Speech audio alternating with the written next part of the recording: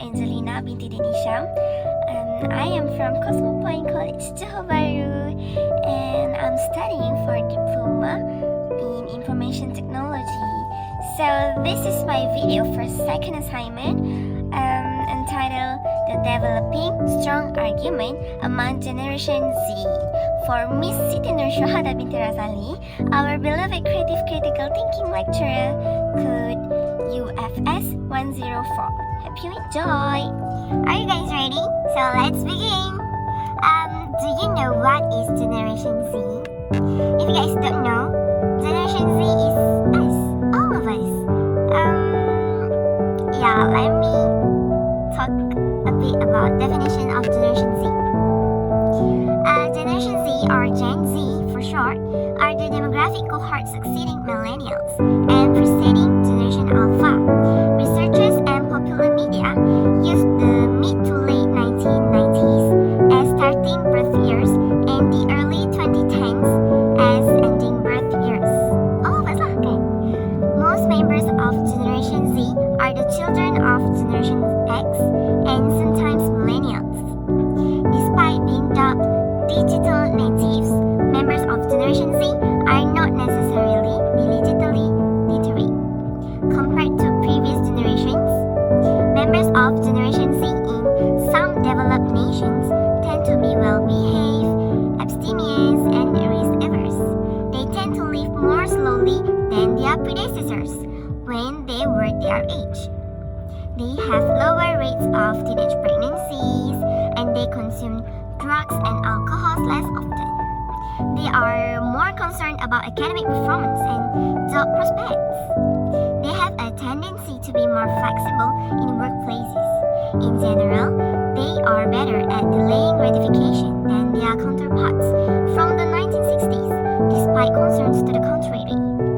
But they have higher rates of allergies, more prone to mental health problems, and may be facing declining cognitive abilities, especially among the cognitive elite. So now, I'm going to tell you what is the definition of constructing argument.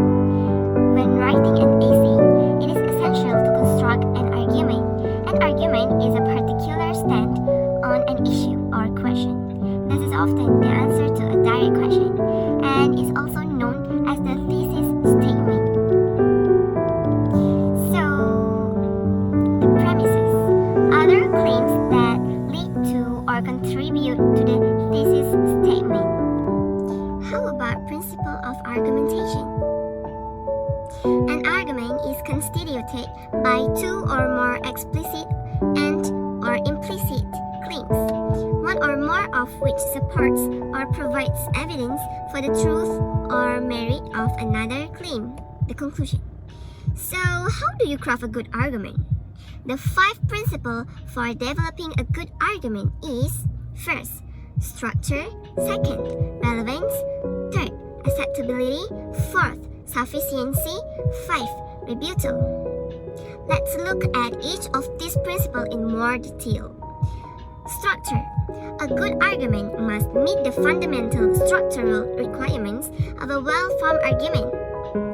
Such an argument does not use reasons that contradict each other, that contradict the conclusion, or that explicitly or implicitly assume the truth of the conclusion. To evaluate any argument for whether it violates the principle of structure, ask the following questions. Does the communication include at least one reason to support the conclusion as being true? If it doesn't, then it's not an argument. It's merely an opinion. An unsupported conclusion is an opinion. A conclusion supported by reasons is an argument. Do any of the premises contradict another premise? Or does the conclusion contradict any of the premises? Number 2, relevance. The reasons that a communicator provides as part of his or her argument must be relevant for the truth or merit of the conclusion. What makes a premise relevant? A premise is relevant if its acceptance provides some reason to believe in favor of or has some bearing on the truth or merit of the conclusion. A premise is irrelevant if its acceptance has no bearing on, provides no evidence for, or has no connection to the truth or merit of the conclusion. To assess whether an argument violates the principle of relevance, ask these two questions. If the premise were true, does it make you more likely to believe that the conclusion is true? If yes, the premise is probably relevant. If no, then the premise is probably not relevant. Even if the premise were true, should it be a consideration for accepting the truth of the conclusion? If no, then the premise is probably not relevant. It's like Jerry is over 6 feet tall, so he must be good at basketball, is it? Avatar is an artistic masterpiece. After all, it was the highest grossing film of the year. I know, right? So number 3, acceptability. The reasons that a communicator provides in his or her argument should be likely to be accepted by a mature, rational adult. As Damer writes, a premise should be acceptable to a mature, rational adult if it meets the following standards of premise acceptability. A claim that is a matter of undisputed common knowledge. A claim that is confirmed by one's own personal experience or observation. An uncontroverted eyewitness testimony or an uncontroverted claim from a relevant authority. A relatively minor claim that seems to be a reasonable assumption in the context of the argument. By contrast, a premise should be rejected by a mature, rational adult if it meets the following conditions of premise unacceptability. A claim that contradicts credible evidence, a well-established claim or a legitimate authority, a claim that is inconsistent with one's own experiences or observations, a claim that is based on another unstated but highly questionable assumption. An argument meets the acceptability principle when each of its premises conforms to at least one of the standards of acceptability, and none of its premises conforms to the conditions of unacceptability. To assess whether an argument violates the principle of acceptability, ask the following questions. Is the premise provide one that a mature rational adult would likely accept? What evidence is provided as part of the claim, and does it confirm the standards of acceptability or the conditions of unacceptability? Is the premise based on an unstated assumption that a mature, rational adult will not be willing to accept? Fourth, sufficiency.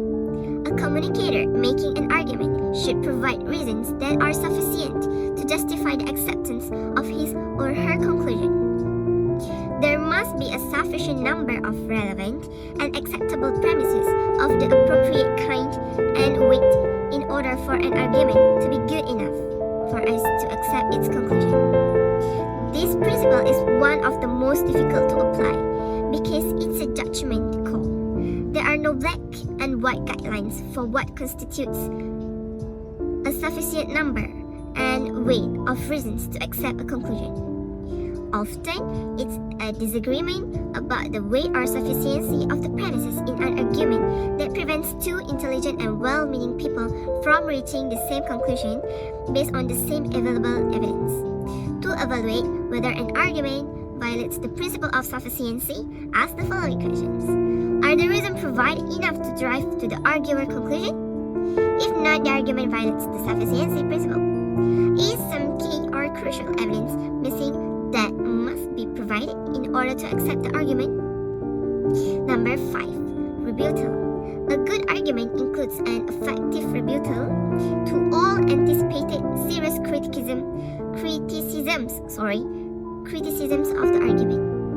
An argument cannot be a good one if it does not anticipate and effectively rebut or blunt the force of the most serious criticisms against it and the positions that it supports. A good arguer should be constantly mindful of the fact that an argument is not finished until one has finished off the criticisms and counter-arguments. There are multiple ways that an argument can violate the rebuttal principle. Arguers often use diversionary tactics instead of making effective rebuttals. For example, arguments that misrepresent the criticism bring up trivial objections as a side issue or resort to humor or ridicule are using devices that clearly fail to make effective responses. The same can be said of those arguments that ignore or deny the counter evidence against the position defended. Finally, some arguers try to avoid responding to a criticism by attacking the critic instead of the criticism. To assess whether an argument fails to meet the rebuttal principle, ask the following question. Does the argument address the strongest counter-arguments effectively? Does the arguer anticipate and address serious weaknesses in the argument? Does the argument show why alternative positions are flawed? Now, let me share to you guys what the part of argument. Constructing a persuasive argument is no easy task, but knowing the parts of an argument can structure your thinking as you begin to put one together. Here are the 5 parts of an argument. First, claims. Second, reasons. Third, evidence. Fourth, warrants. Fifth, acknowledgement and response. Claims. Your claim is your main point. It should either seek to change how the audience think or how the audience acts. The audience should be able to agree or disagree with your claim, and they should understand the need for the claim. Sometimes a claim can seem more serious and necessary than it actually is. For example, take the claim that the Fourth Amendment should be repealed. While technically a claim, it isn't a claim that carries much significance because there is no serious debate in the US concerning the repeal of the Fourth Amendment. There is a serious debate, however, concerning the meaning, spirit, and breadth of the amendment, with serious debates centering on specific issues within the topic of gun control. It's your job to communicate the exigency or necessity of the claim to your audience. They should know what is at stake. Stating your claim clearly and concisely will help, but you must also help the audience understand how your claim responds to a situation that needs a solution. Good claims are seldom broad. Instead, they tend to have a narrow focus and are moderated by qualifiers like many, most, and often, while avoiding words like all and always. Second, reasons and evidence. You need reasons and evidence to convince audiences. Reasons and evidence answer the fundamental question: why are you making this claim? The evidence should support your reasons, and your reasons should be appropriate to your audience. You should choose the reasons and evidence that are also the most likely to convince your specific readers or listeners. Knowing the general values and priorities of your readers will help you determine what they will count as compelling reasons and evidence. Evidence should also be reliable and based on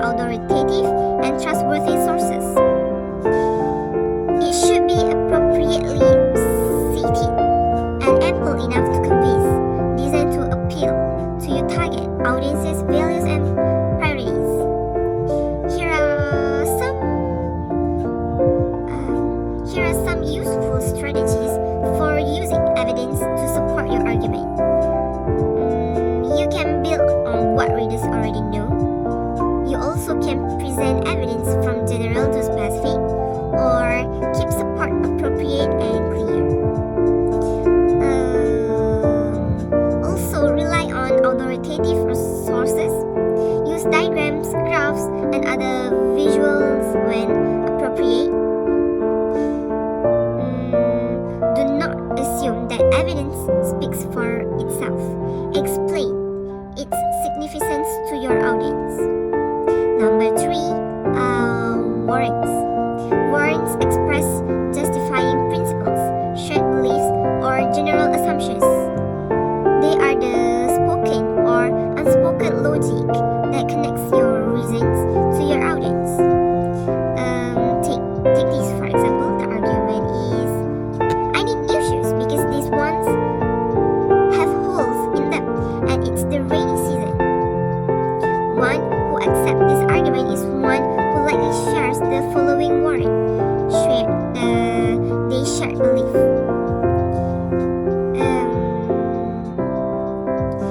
When shoes can no longer protect the feet, they need to be replaced. To some, this is common sense that justifies the claim for new shoes. But even in cases where your audience share your warrant, evidence is still needed to connect the warrant with the claim.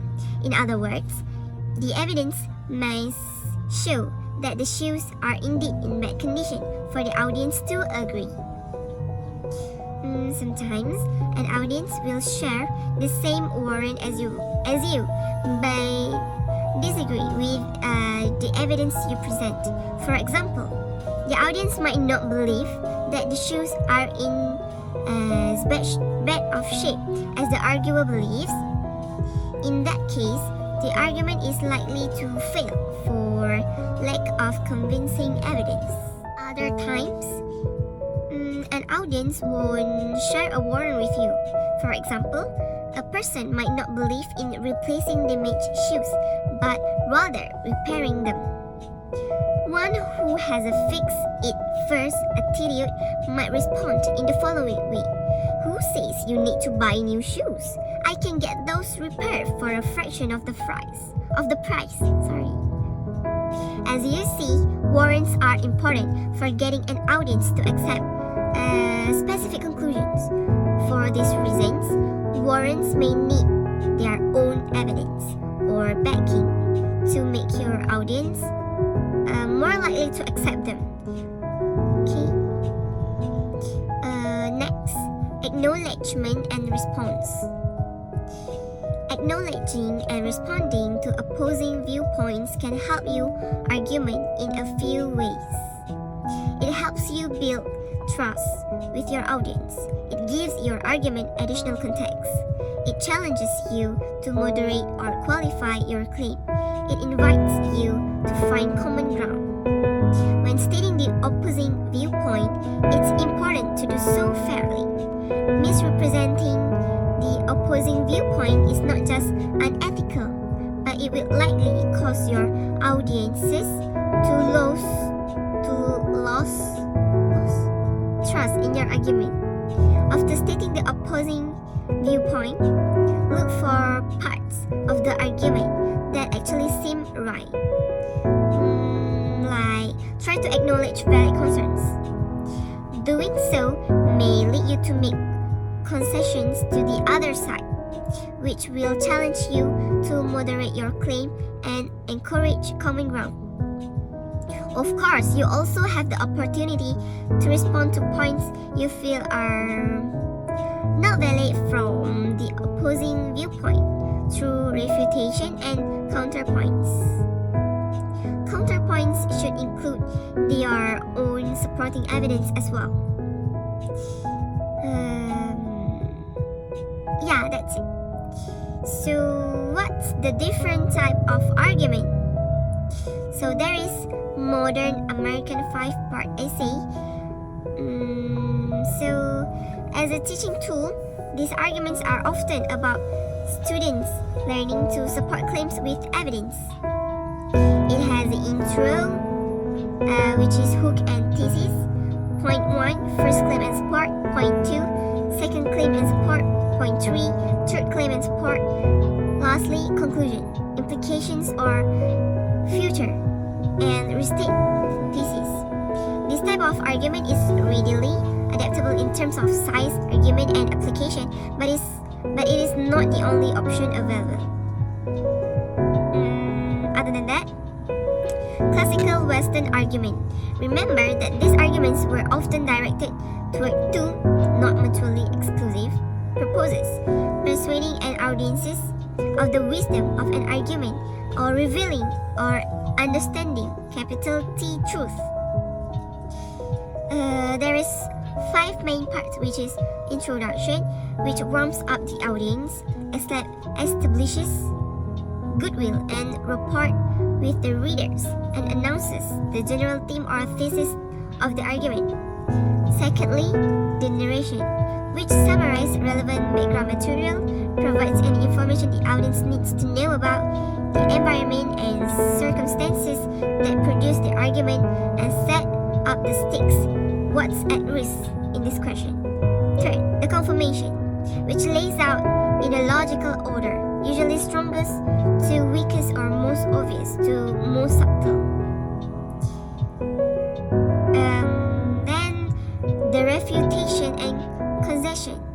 Last but not least, the summation.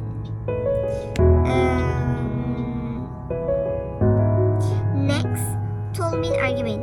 Remember that the point of a Tolman argument is often to assemble the strongest evidence in support of the claims being made. In short, the best arguments win. There is parts: data, claim, warrant, qualifiers, rebuttal, packing. Second, structure, point by point in each section. It includes introduction of the problem or topic, data in support of claims, explore warrants, factual backing to show logic is real, discuss counter arguments, conclusion. So the third is Rogerian argument. The Rogerian argument is designed to find the best possible solution based on the needs and interests of those involved. In short, some version of consensus. Do you know how to make effective argument? So I use the seven C's of building an argument. When you need to build an argument, use the 7 C's to develop and support a position about a specific topic. First, consider the situation. Think of all aspects of communication situations. What are the subject and purpose of the message? What medium will you use? Who is the receiver? What is the context? Second, clarify your thinking. Think about pros and cons of each side of the issue and do some preliminary research so that you understand the subject well. Third, construct a claim. Write a single statement that gives your position and the main reason that you hold the position. Next, collect evidence. Research the issue in depth using primary, secondary, and tertiary sources. Investigate to make sure your claim holds up and change it if it doesn't. Gather a variety of key evidence to support your claim. Other than that, consider key objections. Think about other viewpoints related to the argument. What reasons could people cite to support opposing position? What major problems could they see with your argument? Next, craft your argument. Use your claim statement and the evidence you have gathered to argue persuasively for your position. Appeal to the needs of your reader and answer any key of objections. Last but not least, Confirm your main point. Wrap up your argument by stating your claim in a new way, connecting it to a real life and the future. Let's move to the common issue of Generation Z that lead to argument. The title is Generation Z. We have more to do than drink and take drugs. Post-millennials have very different attitudes to the older age groups, says a new report. They drink less, take far fewer drugs, and have made teenage pregnancy a near anomaly. Generation Z, one of several terms used to describe post-millennial youth born after 1996, prefer juice bars to pub crawls, rank quality, family time ahead of sex, and priorities good grades before friendship, at least according to a report published by the British Pregnancy Advisory Service. An onslaught of sneering headlines followed, characterizing today's youth as boring, sensible, and hopelessly screen addicted. So are the kids alright? We have so much more to do than just drink and take drugs, says Demi Babalula, a 19 years old philosophy and sociology student. I'm not surprised those statistics show that's the case. It makes sense. We have a lot more to distract us now. What's her biggest time stealer? Social media. Babalola toggles between Snapchat, Twitter, and Instagram, although she rolls her eyes at the mention of Facebook, full as it is of the older people. But it's not just pride of entertainment and culture that is so instantly available and disposable to Babalola and her peers. There is also a growing feeling that the preoccupations of her parents' generation seem, well, a bit lame. Going out takes a lot of effort. It's boring, repetitive, and expensive, she says. Obviously, I used to go out a lot in my first year at university, but now we do more kickbacks. To the uninitiated, a kickback is the sophisticated Gen Z sweet spot between the leery house parties of yore, the ones typified by vomit on the parental carpet and a trashing of the family bathroom, and a pre-teen sleepover. We hang out, we listen to music, make our own food and play games, she says. We'll probably organize it a couple of days before. Louis Ellery, 40, from Cornwall agrees. We're quite different from your generation because there's more stuff to do at each other's houses and we have more technology, like we have video games. His teacher, Mr. Worthington, laughs. I gave them a free lesson the other day where they could do what they wanted. He knew a mass bunk off to the park or similar would be off the cards. I came back after an hour and they were all sitting in a circle looking down at their phones and chatting.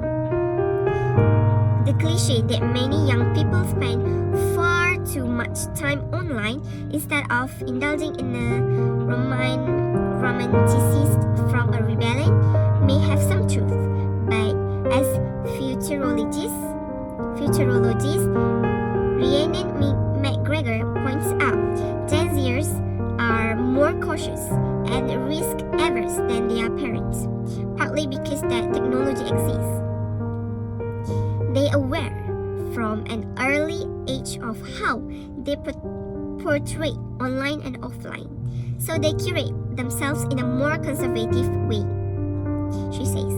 In other words, no one wants to be publicly shamed, getting messy, or being recklessly daft.